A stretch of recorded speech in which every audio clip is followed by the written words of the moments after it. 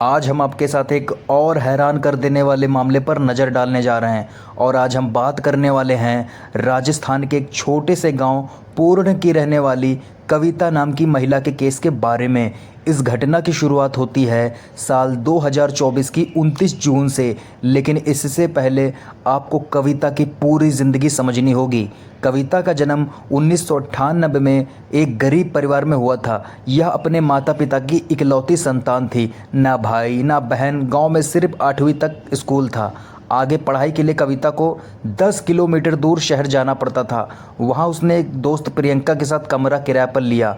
2 साल तक सब ठीक रहा, लेकिन फिर एक दिन स्कूल से लौटते वक्त 2 शराबी लड़कों गोलू और मोहन ने कविता और प्रियंका की तरफ देख लिया। उनके साथ छेड़छाड़ की कोशिश की। आसपास के लोगों ने शोर मचाया। पुलिस आई, लड़कों को पकड़ लिया गया। लेकिन गांव में इस खबर ने आग लगा दी। कविता के पिता ने फैसला किया कि अब बेटी की पढ़ाई पूरी तरह से बंद होगी। वह अपनी बेटी को गांव वापस ले आए। कविता टूट गई, लेकिन चुप रही। कुछ समय बाद गांव के ही एक लड़के सचिन ने कविता से दोस्ती की। धीरे धीरे प्यार हुआ, लेकिन गांव में प्यार छुपा नहीं रहा। बात फैल गई। कविता के माता पिता डर गए। उन्होंने जल्दी से कविता का रिश्ता एक लड़के निखिल से तय कर दिया। निखिल एक कंपनी में काम करता था। उसके पिता के पास 40-50 बकरियां थी। कविता की सगाई हुई, फिर शादी। वह अपने ससुराल चली गई। शुरुआत में सब ठीक था। निखिल प्यार करता था, ससुराल भी ठीक था, लेकिन किस्मत को कुछ और ही मंजूर था। एक दिन निखिल किसी दोस्त की बर्थडे पार्टी में गया। वहाँ उसने बहुत ही ज़्यादा शराब पी ली थी। रात को बाइक से जब वो घर लौटा तो रास्ते में उसका एक्सीडेंट हो गया। मौके पर ही उसकी मौत हो गई। कविता सिर्फ 27 साल की थी। उसका बेटा 1.5 साल का था। कविता विधवा हो गई। अब कविता के ससुराल में 3 लोग रह गए, कविता, उसकी सास और ससुर। ससुर के पास 40-50 बकरियां थी। वह रोज़ सुबह बकरियों को जंगल में ले जाता था और शाम को वापस लाता था। दूध निकालने का काम कविता करती थी। 2 साल बीत गए। कविता अकेलेपन से टूट रही थी। पति की याद सताती थी। कोई देवर नहीं, कोई जेठ नहीं, कोई दोस्त नहीं, बस बकरियां और 4 दीवारें। अब आती है 29 जून 2024 की शाम।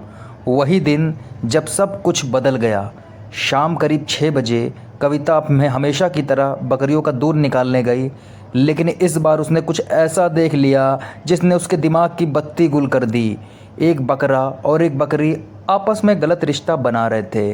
कविता ने यह सब अपनी आंखों से देखा।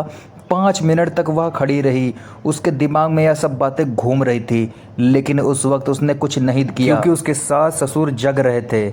उसने दूध निकाला, खाना बनाया, सबको खिलाया। रात 10 बजे ससुर और सास सो गए। रात करीब 11 बजे कविता चुपके से अपने कमरे से निकली। वह बकरियों वाले घर गई।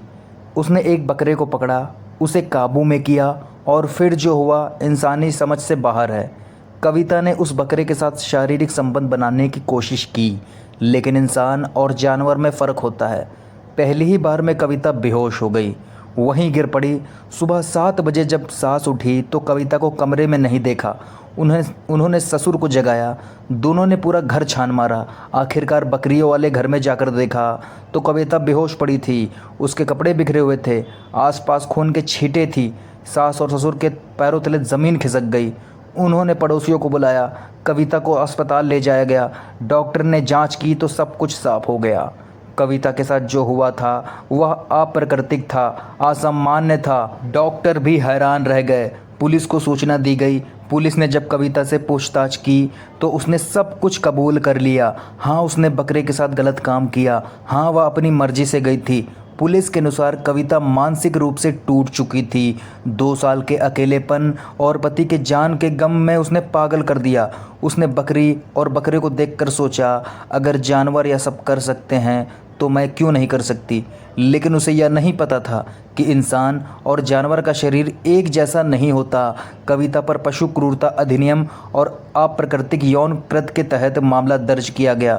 उसे मानसिक अस्पताल में रखा गया क्योंकि डॉक्टरों ने स्पष्ट कहा है कि वह मानसिक संतुलन खो चुकी थी। दोस्तों, इस घटना को सुनाने का मकसद किसी को दुखी करना या परेशान करना नहीं है, बल्कि आपको सतर्क और जागरूक करना है। एक महिला जिसने अपने पति को खोया, अपनी पढ़ाई छोड़ी, अपने सपने छोड़े और फिर अकेलेपन में ऐसा कदम उठा बैठी जिसने बाकी ज़िंदगी बर्बाद कर दी। हमारा उद्देश्य है कि आप इस जानकारी से कुछ सीखें। सावधान रहें, मानसिक स्वास्थ्य को नज़रअंदाज मत कीजिए। अगर कोई अकेलापन महसूस कर रहा है तो उसे बात कीजिए। इस पूरी घटना पर आपके क्या विचार हैं, हमें कमेंट करके ज़रूर बताइएगा। आप इस वीडियो को किस शहर से देख रहे हैं, हमें ये भी कमेंट करके आप ज़रूर बताइएगा। मिलते हैं किसी अगली वीडियो में, तब तक के लिए आपका धन्यवाद।